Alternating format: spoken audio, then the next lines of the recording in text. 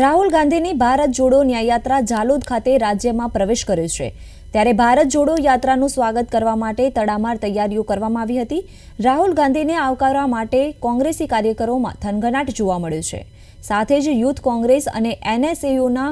કાર્યકરોમાં પણ ઉત્સાહ જોવા મળી રહ્યો છે। ન્યાય યાત્રાને પગલે પોલીસનો ચુસ્ત બંદોબસ્ત ગોઠવી દેવામાં આવ્યો છે।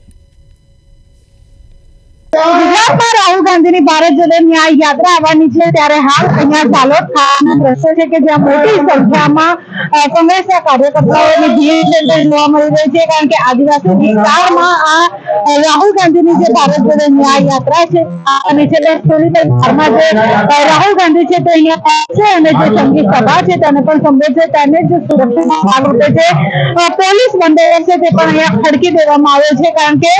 આમ આદમી પાર્ટીના પણ જે પ્રદેશ પ્રમુખ છે અને તેમની સાથે જે આમ આદમી પાર્ટીના તમામ જે નેતાઓ છે તે પણ અહીંયા આવવાના છે અને રાહુલ ગાંધીનું સ્વાગત કરવાના છે એટલે કે ઇન્ડિયા ગઠબંધન ના જે મુજબ જે બંને પક્ષ છે તે અહીંયા જોડાવાના છે અને જે લોકસભાની ચૂંટણીનો પ્રચાર પ્રસાર છે તે શરૂ કરવાના છે એટલે કે રાહુલ ગાંધીની ભારત જોડો ન્યાય યાત્રા કેટલી કોંગ્રેસ માટે સારી ગણાશે કારણ કે એક બાજુ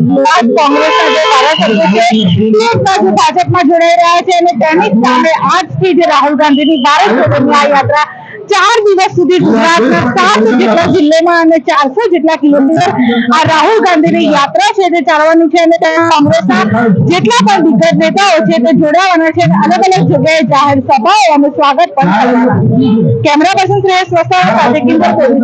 ન્યૂઝ ઝાલોદ।